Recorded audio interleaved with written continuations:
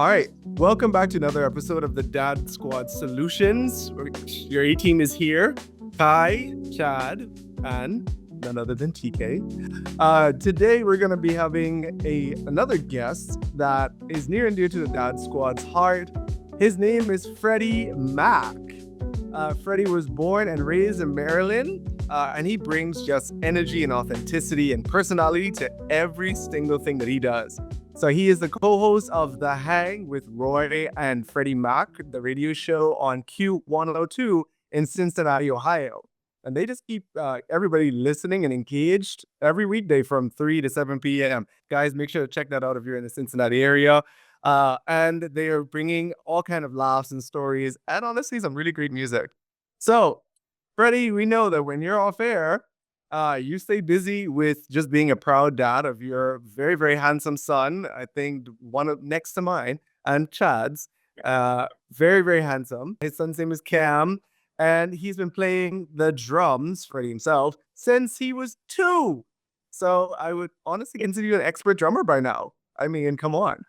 So he doesn't just do that though. He also collects sneakers and he hits the basketball court everywhere he goes. So everybody give it up for Freddie. So Freddie, we wanted to talk to you about life. And I met you a long time ago when we were students at Liberty.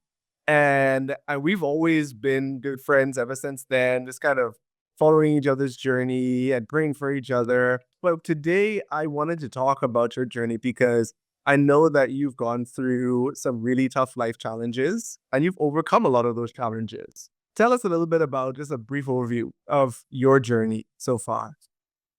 Sure, yeah. TK and I have known each other a really long time. He actually trained my dog for a bit. I had a lab, and that was when we really kind of connected and got closer as friends. But yeah, fast forward a few years after that, I got married, and I think TK had already moved to Thailand by then. But I got married and started that journey in life, and then a few years later had a son.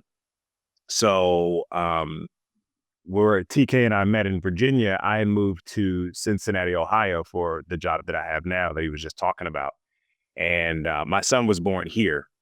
And when we moved here, my then wife was uh, 7 months pregnant or so. So it was a wild transition, a new city, a new job, a son on the way, and no family within like 8 hours, you know? So it was a wild ride. But he was born and it was just the best day of my life.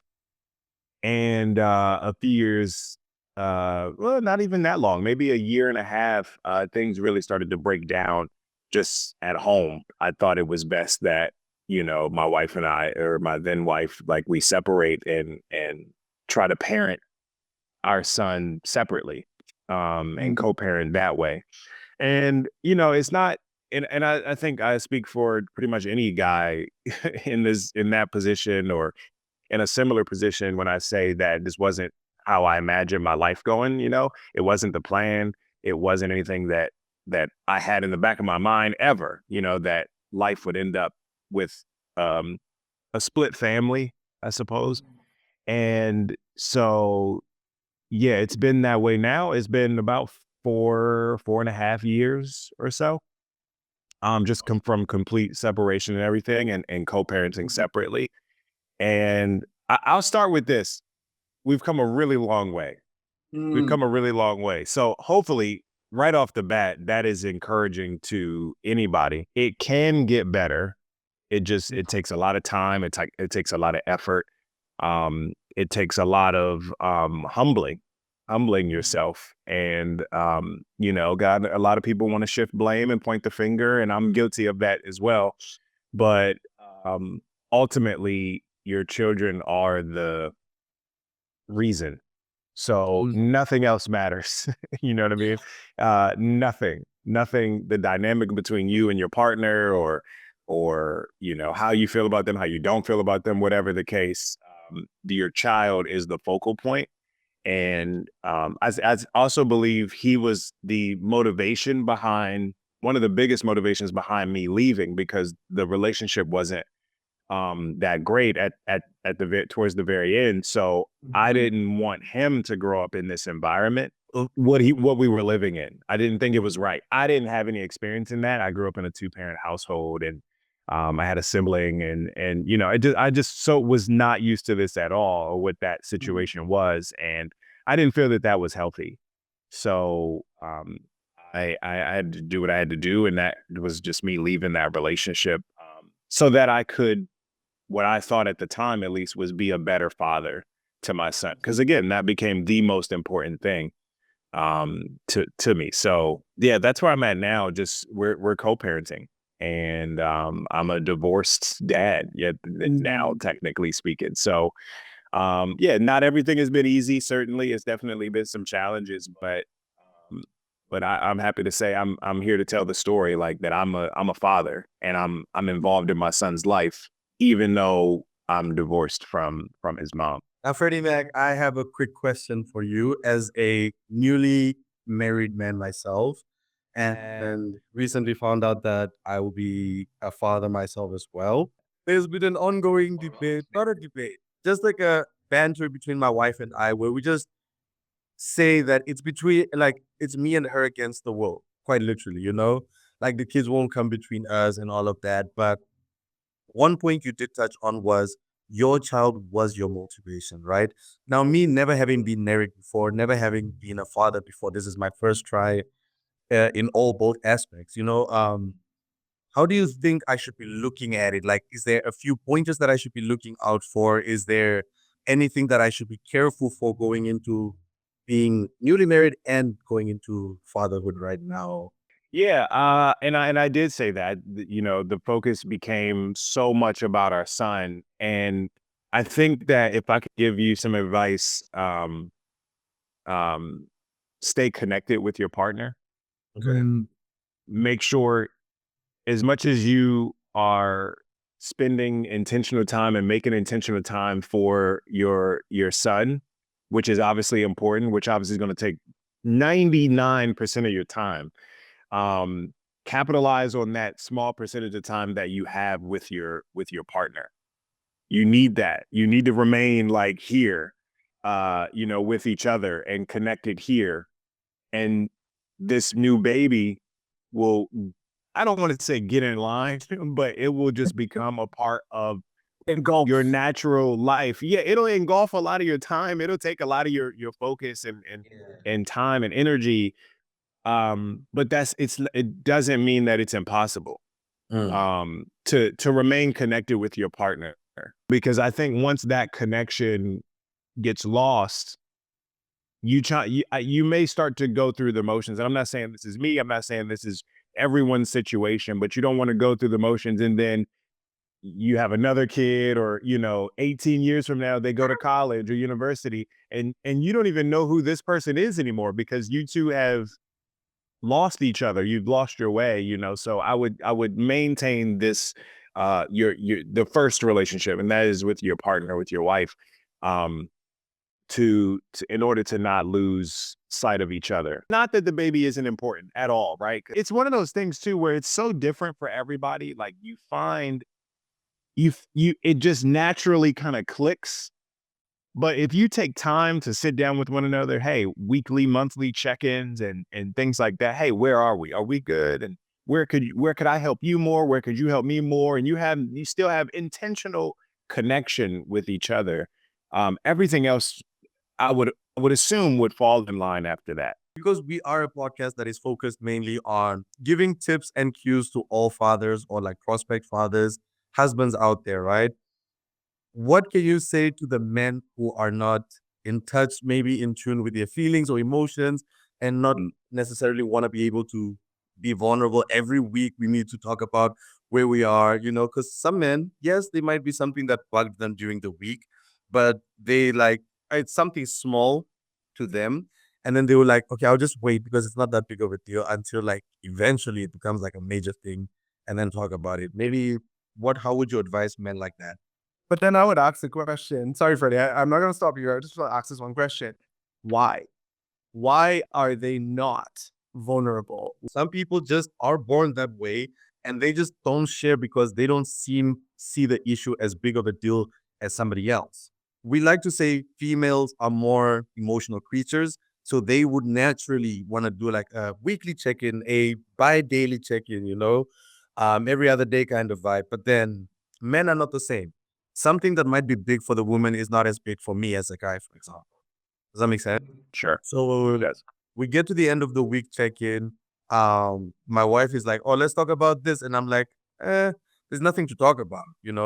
But going back to what Freddie said, he said it's like it's one of the important things that he would advise. What other advice would you give to the men who aren't in touch with their feelings like that to be able to be honorable or share?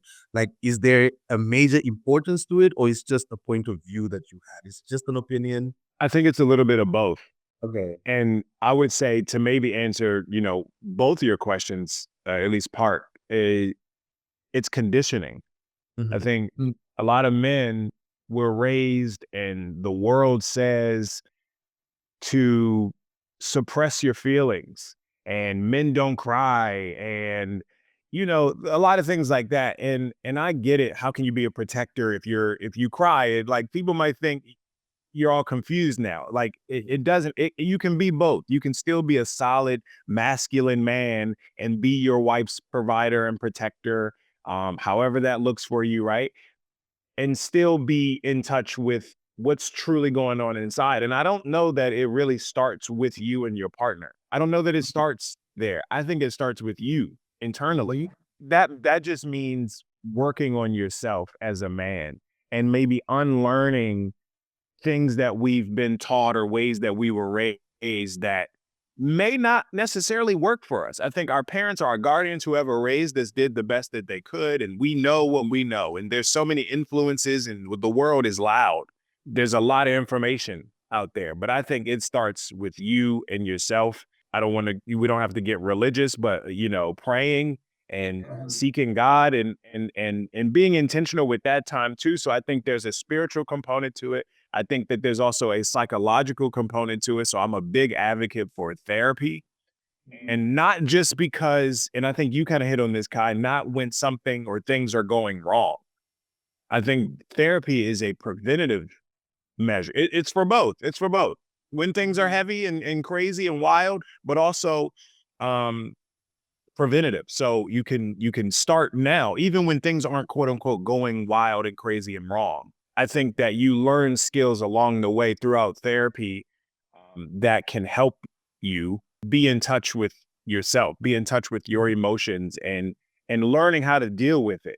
Because a lot of Mhm. times that's the way we deal with it as men, or like I was saying, we were taught to raise to deal with it. Like, oh, you just suck it up and you'll be fine, and Yep. just suppress it, and eventually, a volcano will erupt. And you certainly don't want that in front or near your children or after children and things like that. Like it just things can go haywire.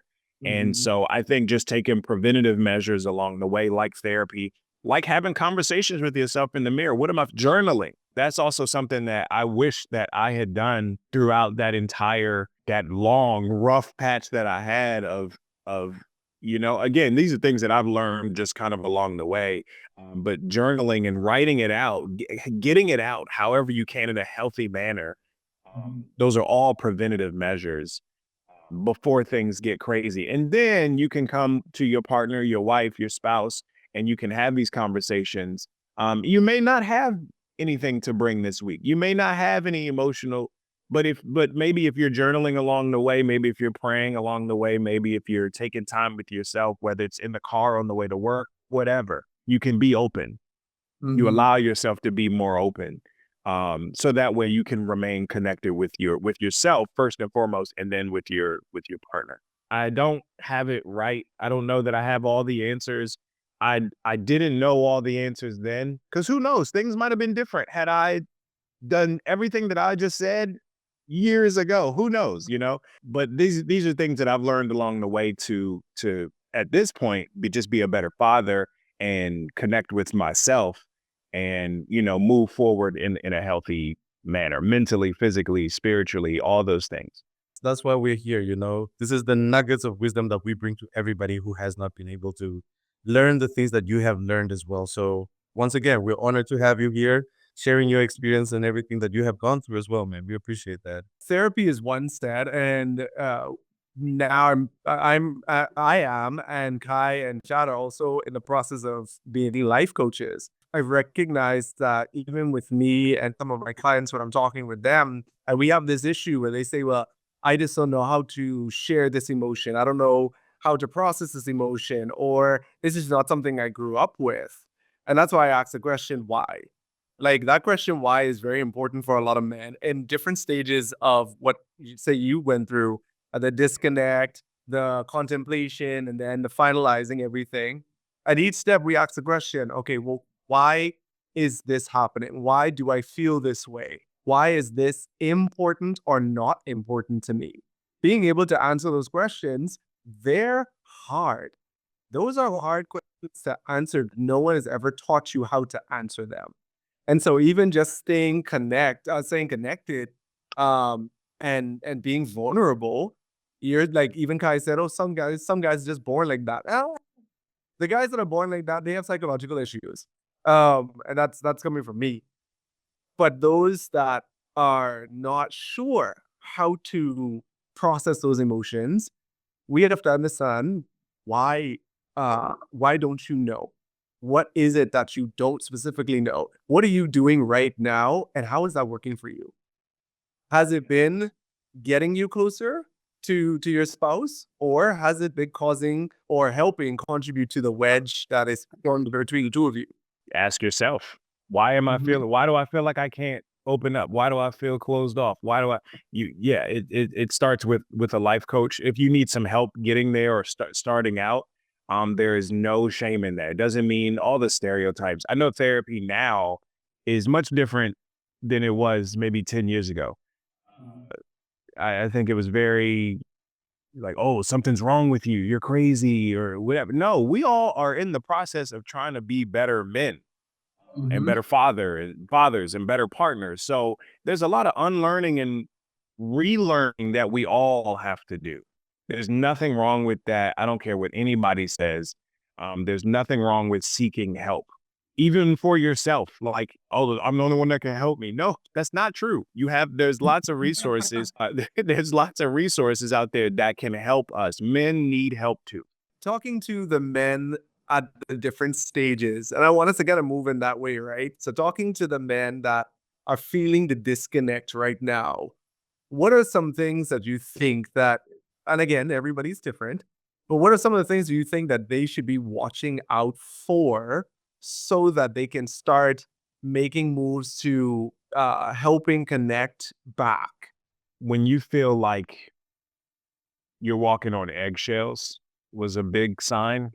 And that's why getting help and taking the preventative measures comes into play too, because you'll be able to identify it earlier. I think walking on eggshells was a big thing for me. I just felt like I wasn't fully myself. I felt like I couldn't truly be myself. I think everyone's situation is unique. Not that mine is the only unique one, but that's where I felt was where things started to get a little off, a lot of off.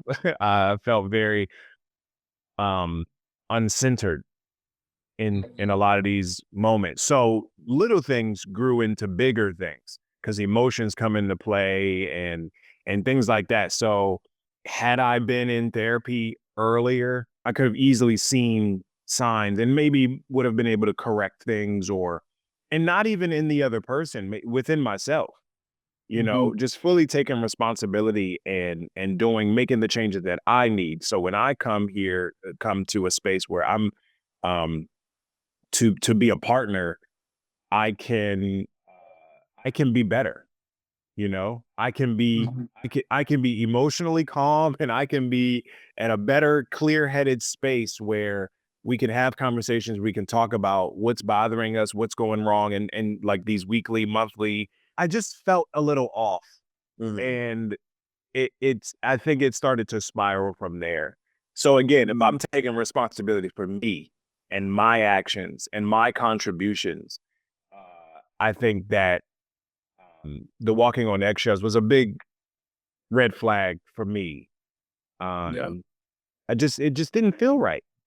Things felt touchy, very, very touchy and very sensitive. So I really enjoy the fact that you're always saying, I take the responsibility. It's not about anybody else, but it's about yourself. So I just want to honor that for a second. That's been really refreshing to hear. Um, yeah, so it's a part of being a man. If we're going to talk about being men, if we're going to talk about being providers and protectors and fathers and all these great things, it starts within yourself. Take responsibility for your own actions. Controlling yourself, controlling your actions, controlling how you react is no one's fault. No one's coming to save us. It truly is. Again, this is something that I've had to learn. This isn't who I was 10 years ago per se. I think I had some components, but I needed some structuring. I needed some learning along the way. Things had to happen, good and bad, in life to help me relearn things and figure it out. But yes, taking responsibility, I think, is a big part of being a man. And that's taking responsibility for everything, not just, oh, I'm a dad. Cool. No, it's taking responsibility for our emotions and our actions as well. So I know that you also grew up in a Christian household, like you said earlier. And I want to talk to the next phase of men that are going through this cycle. So there are men that are contemplated or have already made the decision to get divorced or to separate. Um, and coming from a Christian household, walk me through what were some of the feelings, emotions, the conversations that you had? Like, what was that time like? Because I could only imagine like the people who came to talk to you every step of the way. But what was that like? Man, that was hard because, like you said, I grew up in a very a Christian household. I hadn't seen divorce.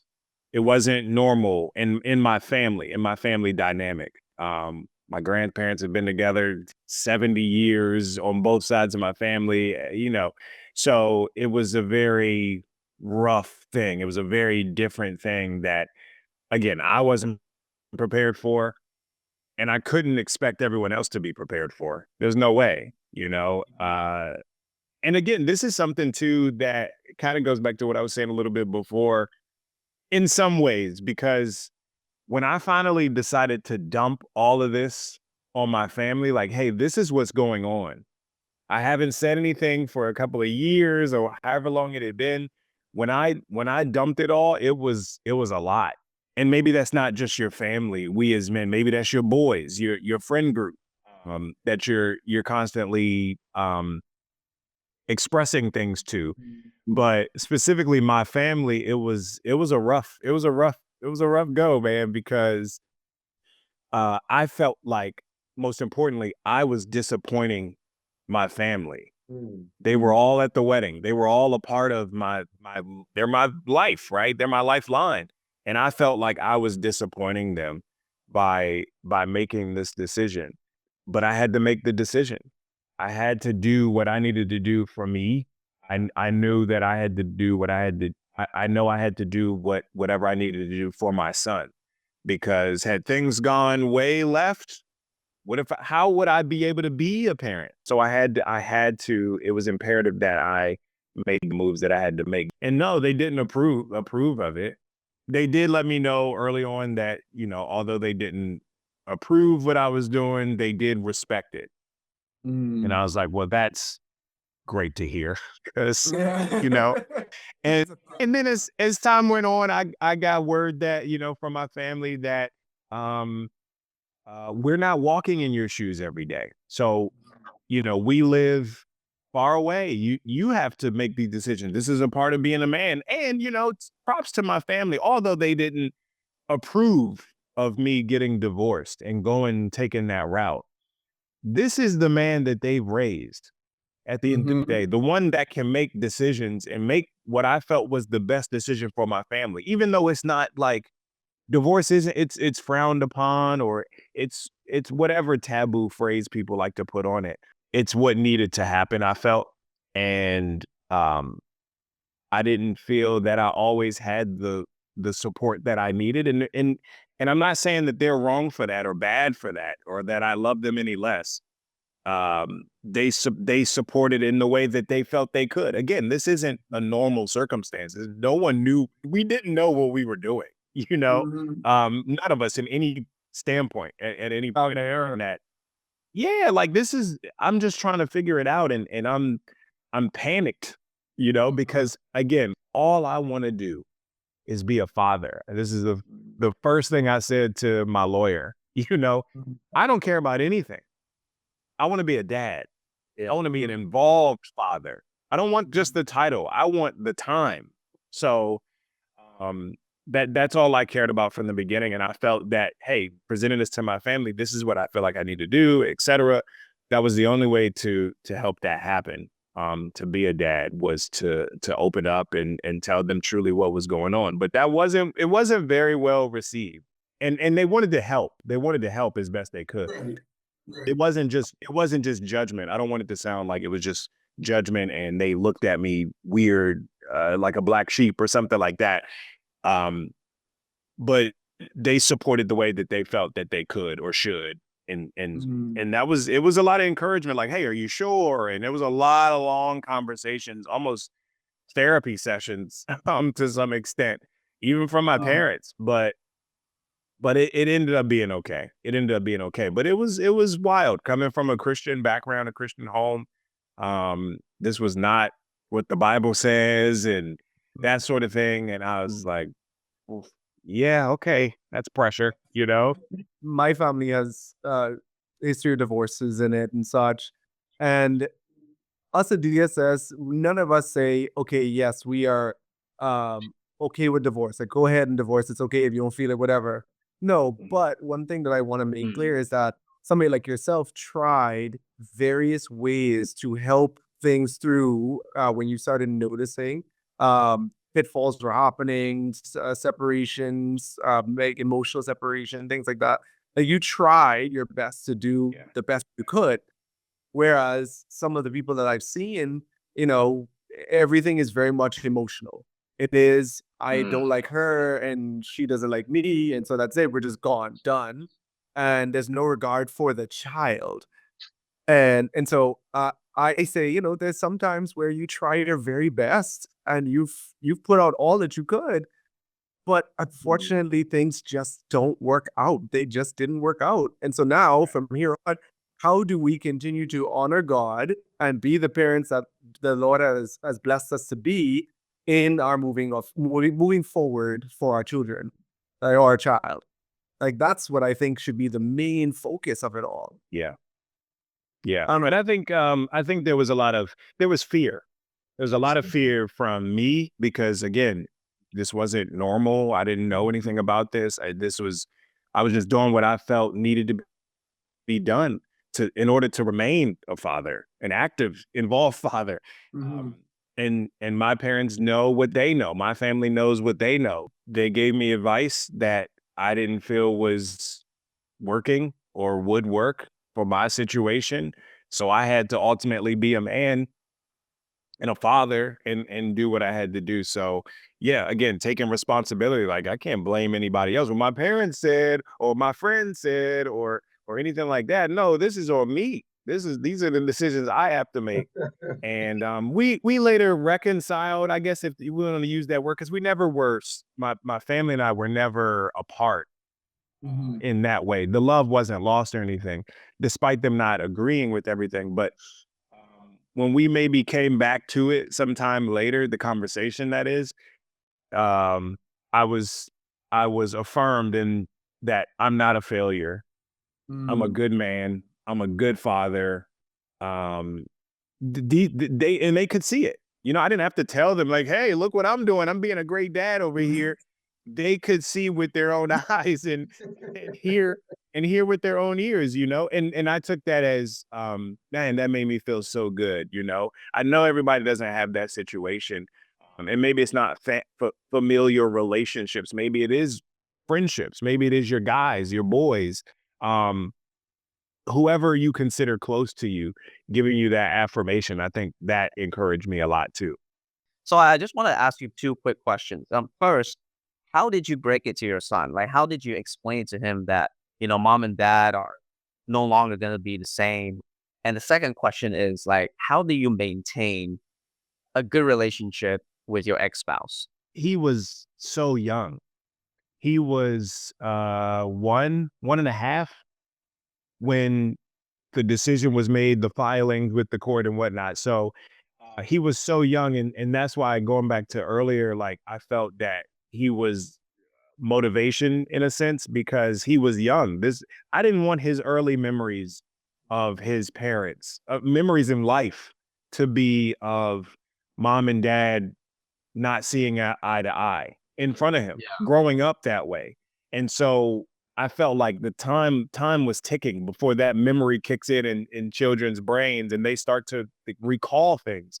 And so Yeah. him being younger, uh, maybe a blessing in disguise, if I could even use that phrase, because he won't remember. So he's 5 now, 5.5. So he doesn't know his mother and I to be together outside of maybe a picture he may come across or something like that on a phone or whatever. But he doesn't know us to be together. So I felt that was good timing, quote unquote. I know that a lot of people have kids that are older, and so they have different situations where they do have to have a sit down conversation. So for those, I don't know that I can even really give advice in that world because that's a totally different world. And when you have a 7, 8 year old, a kid that's older, but I would if I could, just from friends that have done it that way because their kids are older, it is a more of a sit down, and it depends on your co-parent, your spouse, or whatever the situation is, but it would be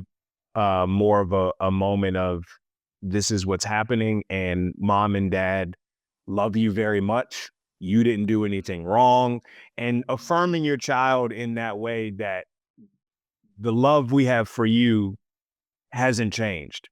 Mommy and daddy have to live separately or however you decide to explain it, but your child has to know and feel daily that they aren't the problem, they aren't the cause of any of that. They didn't ask to be here.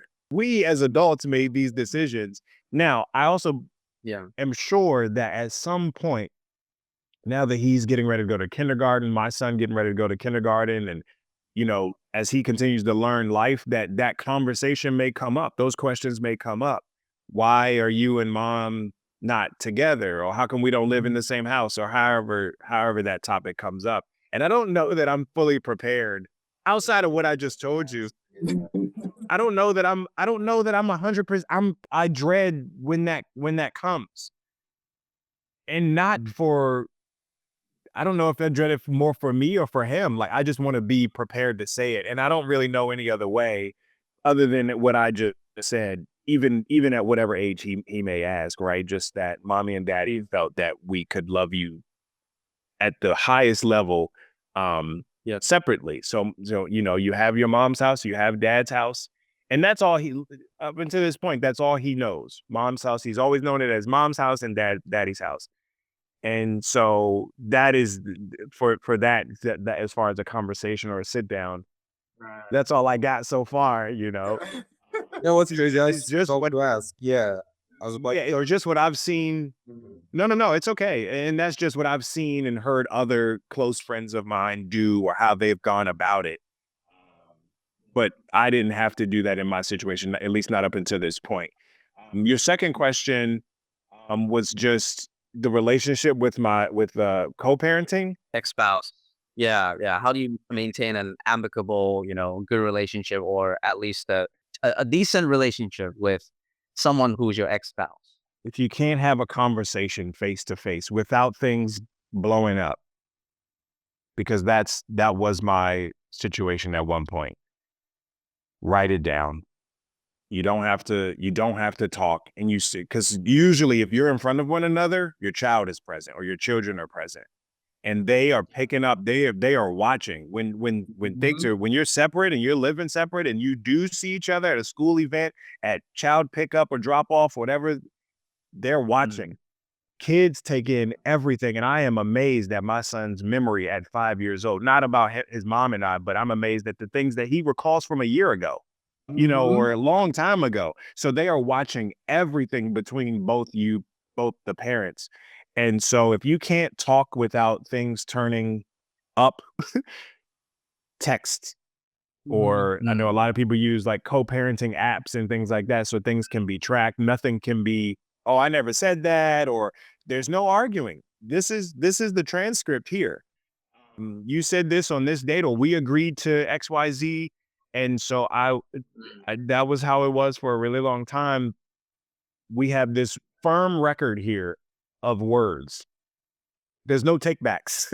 You said what you said. And also I felt like a co-parenting app holds both of us responsible. Here we go with the responsible word again, but it holds people responsible. At least it did for me, because I don't want to say anything. I can't or shouldn't be saying anything that could jeopardize anything or make things worse, or whatever the case. So write it out if that's your dynamic, just texting and no arguing, just conversations and constant. I know this is a lot of pressure for anybody, but especially us as men, constantly. Yeah. And I'm not saying we're better than women or fathers are better than moms or anything like that. I just think that, again, being in control of your emotions that we were talking about and that sort of thing, being the quote unquote bigger person, if that's how you phrase it, you have to be able to do that. You keep the cool, keep the calmness there, and the respect. Even if you're being disrespected, you have to keep it together. And then you don't have to go there with your co-parent. Get it out some other way, into another healthy manner, right? Like therapy and your friends and your boys, your family. If that's what you talk about and that's who you vent to, you don't have to get it all out to that person, because this is, again, children are watching, children are listening. Yeah. Even when you think they aren't. So, luckily, for my situation, things have gotten significantly better. I don't even know if I can pinpoint a time or an event per se, but I like to think that we both realized that our child is most important. I felt like the entire time I had that top of mind, I didn't feel like she did. But none of that even matters anymore. It seems like we both have that at top of mind now. So we're able to coexist. We're able to support our son at his graduation from preschool, and, have conversations, or a little bit of a conversation at pickups and drop-offs and exchanges and things like that. And things seem to be civil and cordial and respectful between the two of us. So again, I hope that that's encouraging to anyone that may be in a situation like that or similar to that, it doesn't always have to be like that. Things are rough.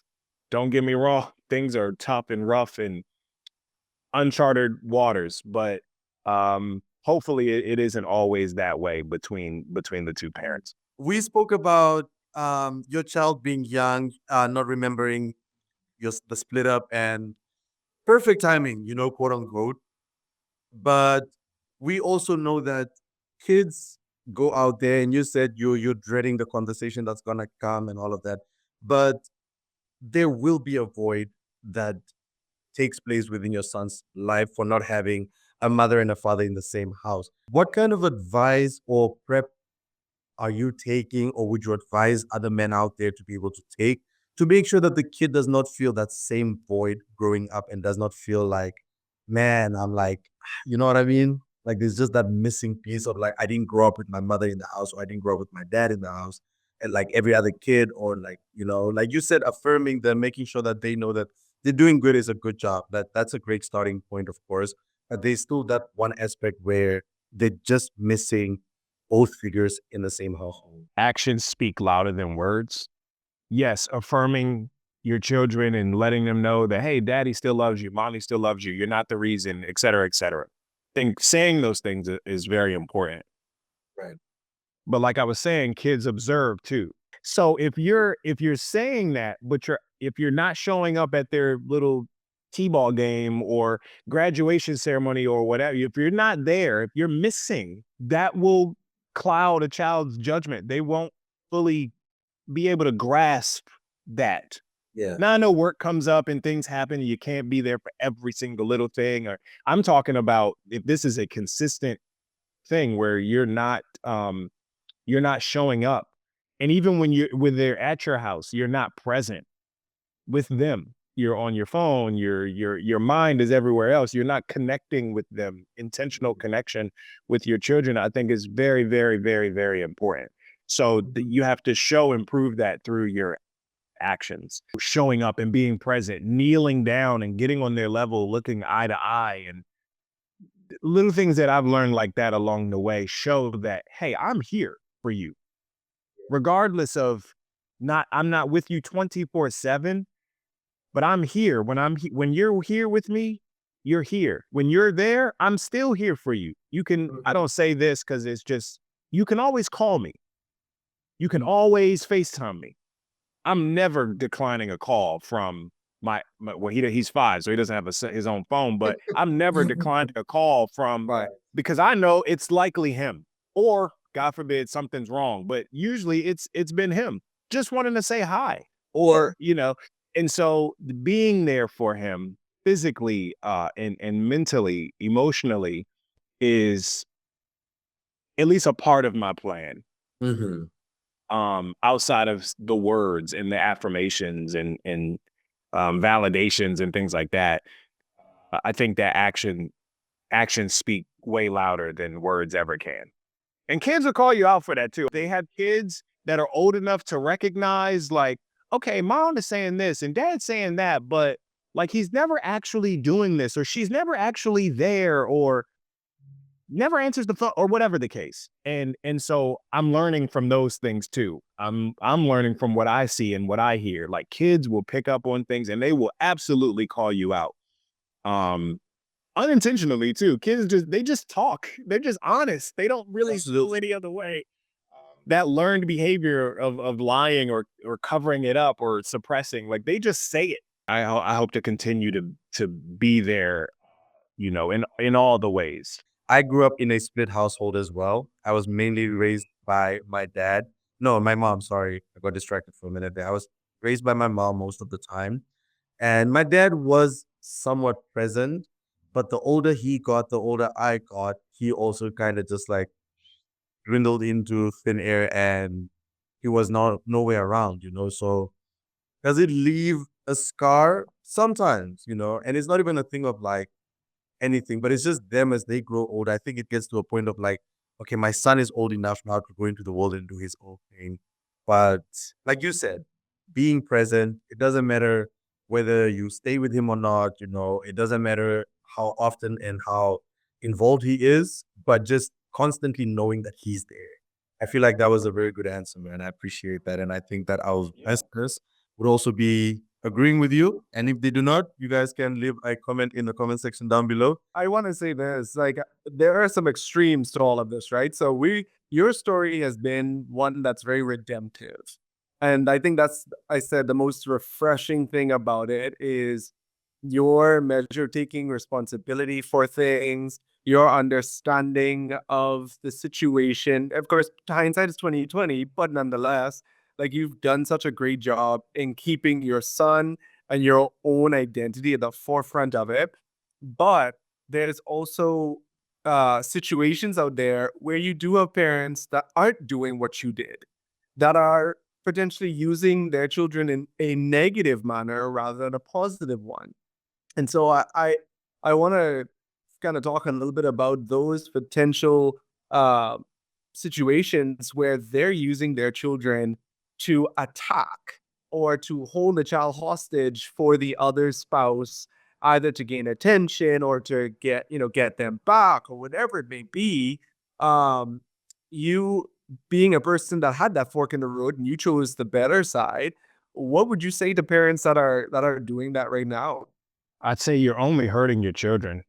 You think that using your children as ammunition is is getting the best of that other person. It's not. I mean, maybe it is temporarily, but if we're talking long game, if we're talking long term, uh, it's not hurting anyone but the children. Children are not pawns in our game of life. And that gives me chills. Like I could see it in your eye. that people do that. Um, they use children as little pawns in their game to get the best of the other person, or um to outwin the game. And it's just, it doesn't work. It simply does not work. And if you're listening to this show, you're probably you're probably the person that is trying to figure it out, that is trying to be the best version of yourself, the best father that you can be. So again, what we were saying a little bit ago, being the bigger person, quote unquote, and not because you're better than them as a person, but because you have the long-term goals in mind. And that is your child growing up knowing that they are loved and cared about, and you're physically there, and you're all these things, despite what opposition might be there, um, from the other side. Hopefully not, but in a lot of situations that there is opposition there, or there is someone playing a game, smoke and mirrors, really. Because if you're there, your child long term, your child will know and figure out. And this is something that I've used as fuel, as encouragement along in my journey. Again, I'm not shooting any shots at her or anything. Things have been really, really great. Um, but I think kids, and what I've learned from other friends, is that kids will they'll sift through that when they're old enough to understand who was actually physically there, who was just talking all the good talk, um, and things like that. So I think, again, long term, it's not a good idea. It doesn't work. And yeah, don't do that. It's simply put, don't do that, or don't be involved in that. Don't get absorbed in that. If you're currently doing that, please, like, stop for the sake of if you truly love your children, don't do that. Our responsibility is so great. I'm not saying it's greater than moms and mothers, but our responsibility is so great as men, as fathers, as parents, to be the best version of ourselves, and to raise young men to be men, young girls to be women. And so we don't have the time for these short-term wins, quote unquote, that we think are wins when it comes to using your child as ammo. Oh, well, whatever little things, little tips you have with your partner or your ex-partner, like this stuff doesn't work, simply put. I just want to say, I want to reiterate everything that Freddie just said. Stop it. Cut it out. Go more. Yeah. It's done. It's almost how we talk to our kids, like, it's just, stop it. Don't do that. Get away from there. That is a danger zone. You know what I mean? You touch fire, you'll get burned. And we don't want to see that happen, man. We want to be good fathers. We want to be good people. We want to be the best versions of ourselves. That is a different road. That is not the right way. When you think about your children long term. Thank you so much. This has been absolutely uplifting. Like I said, your journey has been really inspiring, and we hope to hear more and more of your journey on this side of the world, because I know they get to hear you on your radio show. But like on the Eastern side, we also want to inspire those with your story. So without further ado, I'll turn over to Kai. Thank you very much, Freddie Mac. It has been an absolute pleasure and an absolute joy having you on set today.